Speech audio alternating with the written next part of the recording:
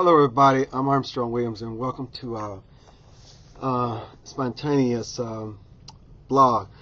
This blog is important is because Adrian on my left with the glasses co-hosted the show with me today, and Kareem is our social networking editor. I'm sure you've seen this pictured around, and these are just super intelligent and some of the best and brightest that our country have to offer, and I'm just fortunate to be associated with them. But we had a very interesting conversation today with Tom Schatz, who is the president and founder of Citizens Against Government Waste. And Tom was breaking down to us just how this debt has ballooned out of control and how all parties have contributed to it in a very significant way, especially our current president, where the debt has gone from 10 to 15 trillion in 2.5 years. But I'm not here to beat up on the president. We're here to talk about Adrian's and to a less extent, Kareem's reaction today when we got off topic about the debt and we were talking about the sacred cows, the social programs, the entitlement programs, and especially Social Security. And I want Adrian, in his own words, and Kareem to explain what was so significant and empowering and enlightening about the discussion today, and get rid of some of the myths and the perceptions that people have about Social Security, especially what it means in their lives, because they feel it's an entitlement. They feel they worked for it, they've earned it, they've paid into it, and they will never get their benefits, the hard-earned money that they put in the system for so many years. So Adrian, let us start with you. Well, first, I learned a lot radio show they talking with Tom, but I guess the main thing is the myth in my community, I would say, and I live in the city, urban community, that a lot of people feel that they can live off their Social Security checks, that they can retire on their Social Security alone. And Tom was breaking it down. He was saying that it was never meant to be that way. It's supposed to give you like a leg up, like a lift, some support. It wasn't meant for you to live off just Social Security. It's an insurance policy. Exactly. It's an insurance policy. And that was very... Along with your savings and along with your retirement. Exactly. And I was amazed because, growing up, around the people in my neighborhood. But you got to explain a little more. I know you want to get into your neighbors. I know you love your people. But help your people here today. Explain to them that basically, like someone like my mother, who's 85, or someone who's 75, Tom explained that even after they reach the age of retirement of 65, it will usually take a minimum of 3 to 5 years to get all their money back. You will get your money back from Social Security if you live 3 to 5 years after you retire.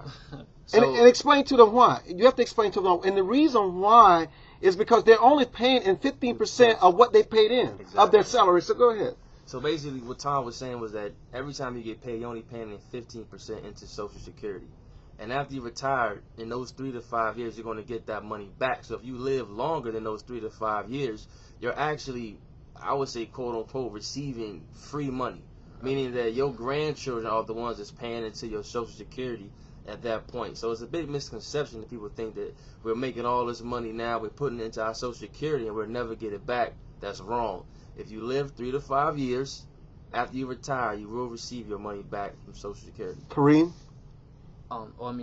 Basically you just end up living off of other people's money, which, I know that if I was working hard for a paycheck, I wouldn't want to know that my money's just going for some random person to live off because they haven't done a very good job of making sure they save. And you're talking about your generation. Our generation. Your generation is paying for the generation of retirees now. So talk about that, Kareem.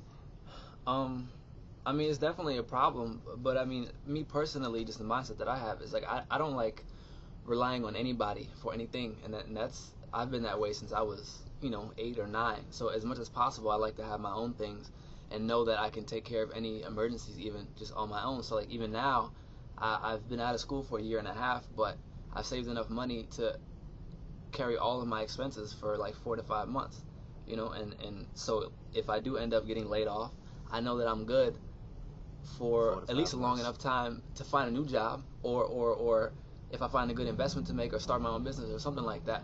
So I know that like when I'm 80 or 65 and want to retire, just my mentality will allow me to maintain my standard of living, because I make however much money I make, but I wouldn't be able to save my 5 months worth of expenses unless I was living below my means, which is really the only way to maintain your standard of living throughout, your life. Now that's a very interesting point, because what you said there, and we're going to talk to you for a few minutes, for at least about 9 minutes, and that is, people talk about building wealth and growing wealth, but the most important way to build wealth is to reduce your debt.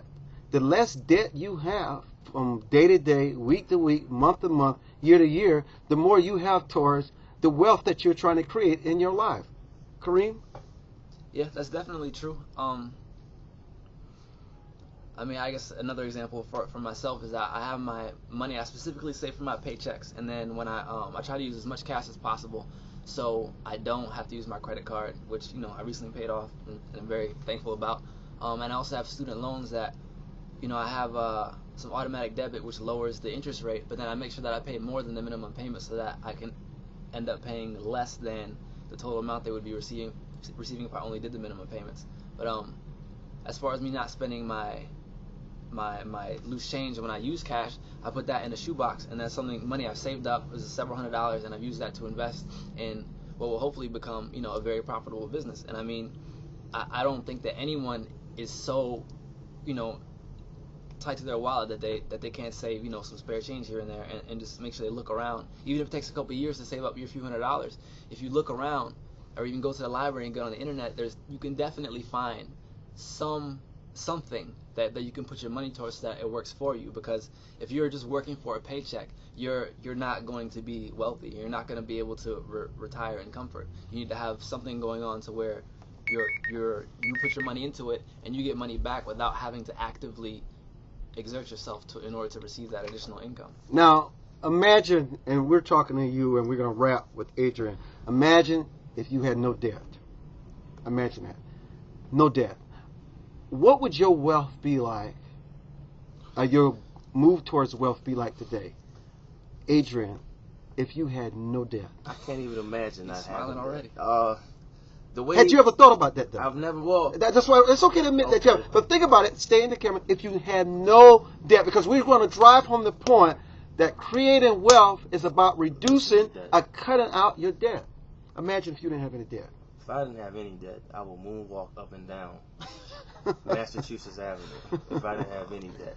But I do have what I will call good debt. I have student loan debt, and I am, like Kareem, paying off my credit card, so I understand the point of eliminating debt. But I mean, a world of no debt. But how can you start eliminating some of your debt, because you're talking to our audience? The first thing I would do is cut back unnecessary spending. Absolutely. You gotta look at what's your cost. What are you doing that you can cut back? Are you buying extra fries at work? Do you take your lunch to work? Can you walk to the ride the bus? Do you need to have a new shirt? $3 smoothie every day. Exactly. Can we walk instead of driving? Do we need to stay at this Or hotel? take the subway instead of driving. Exactly. So I look at that and I say, well, I can cut that out. I can cut that out. I can cut that out. I can start reading books. Do I need to have 80 million cable channels? So, and even for me, someone who flies often, and I do my own travel, I can go to U.S. Air if I'm going to Myrtle Beach to visit my family. U.S. Air is so bloody expensive. The minimum, if you do it 2 weeks in advance, is like $8.98 round trip. But if I call Spirit, it's $147 round trip. there you go. So I fly Spirit. Even no matter what I do, you got to start to think about, how do I save money? Now, there's some things you don't want to cut costs on. There will be those red things. But some things like travel, rental cars, planning in advance, doing away with that milkshake, doing away with that movie, doing away with buying your girl perfumes, and she's not going to be with you for this time next year anyhow, so you have nothing to show for the investment. Separate accounts as well. Separate accounts. You want to have, I would say, have multiple checking accounts. It's easier to budget your money if you know exactly where it's going. Don't just have one checking account. I will have a couple different checking accounts. That's a great way to keep track of your money. And we'll leave it at that. And you are? Adrian Harrington. And how can they find you? At Twitter, Adrian365. 3, 6, and 5. And you are? I'm Kareem Nuri, and they can find me at Kareem at rightsidewire.com. And I am still Mr. Rightside. Armstrong. Peace out.